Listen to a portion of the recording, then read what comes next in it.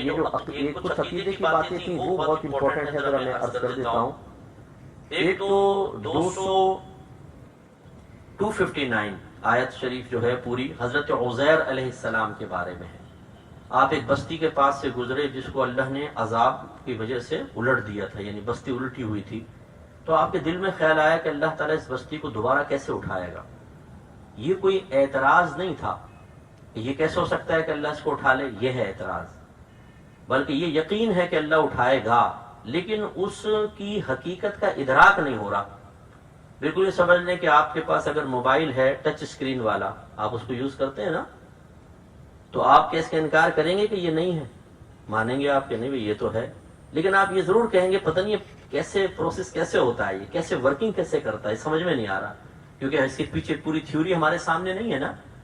تو اب آپ کہیں یار مجھے سمجھ میں نہیں آ رہا ہے کیسے کام کر رہا ہے، تو کیا آپ یہ کہہ رہے ہیں کہ نہیں میں اس کو مانتے ہی نہیں ہوں؟ نہیں، آپ مان رہے ہیں، لیکن آپ یہ کہہ رہے ہیں میری عقل اس کی حقیقت تک پہنچ نہیں پا رہی۔ بس یہ حضرت عزیر علیہ السلام نے عرض کی۔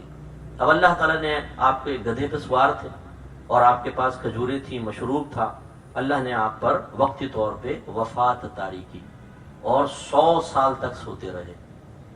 اور اللہ تعالیٰ کی ایک عظیم قدرت دیکھیں، جب آپ جاگے تو اللہ تعالیٰ نے فرمایا کہ عزیر آپ کتنے عرصے سوئے؟ عرصے کے اللہ تعالیٰ تھوڑے سے عرصے، 100 سال۔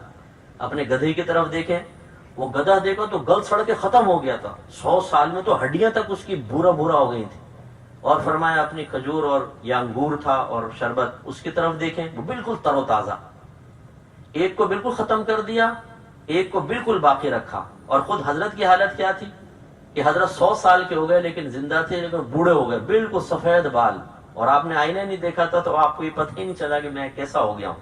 تو اللہ تعالیٰ نے تینوں پر اپنے اظہار قدرت فرمایا، اور یہ اس لیے کہ اس زمانے کے لوگ مرنے کے بعد اٹھنے کا یقین نہیں رکھتے تھے۔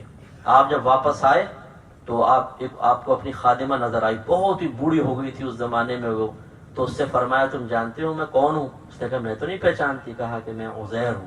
تو کہنے لگی وہ تو بہت عرصے پہلے فوت ہو گئے، وہ تو ہمیں ملے ہی نہیں۔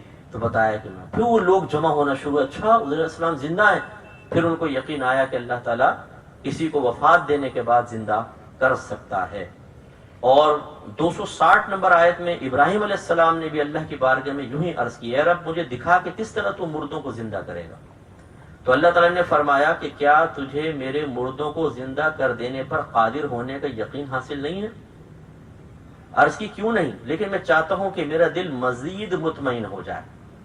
ایک ہوتا ہے علم الیقین، یقینی علم کا حاصل ہونا، یہ نبیوں کو حاصل ہوتا ہے، اللہ ان کو علم دیتا ہے اور وہ یقینی علم ہوتا ہے۔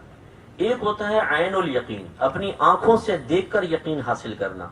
حضرت ابراہیم علیہ السلام یہ عرض کر رہے تھے، یا رب کریم تو نے مجھے علم دیا ہے کہ تو مردوں کو اٹھائے گا، مجھے یقین حاصل ہے، لیکن میں چاہتا ہوں عین الیقین ہو جائے، میں اپنی آنکھوں سے دیکھ لوں کہ تو کیسے زندہ کرے گا۔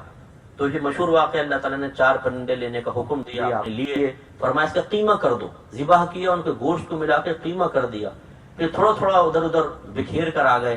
اللہ نے فرمایا ان کو آواز دیں، آپ نے آواز دی، تمام پرندوں کو گوشت پہلے رہدا ہوا ایک دوسرے کے ساتھ ملا، پھر جڑ گیا، پھر ہڈیاں ملی، پھر اس پہ پر آئے اور وہ زندہ ہو کے دوڑتے ہوئے آپ کی بارگاہ میں حاضر ہو گئے۔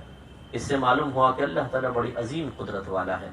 ہم یہ سمجھتے ہیں کہ مرنے کے بعد، ہم تو مسلمان ہیں الحمدللہ، لیکن جو تھوڑا سا مطلب مغرب کی طرف میلان رکھتے ہیں وہ بعض اوقات شبے کا شکار ہو جاتے ہیں کہ مرنے کے بعد جب ہڈیاں گل جائیں گی کیسے اٹھیں گے۔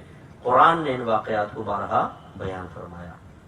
ایک مناظرے کا بھی ذکر میں نے کیا تھا، اللہ تعالیٰ نے حضرت ابراہیم علیہ السلام کو نمرود کے پاس بھیجا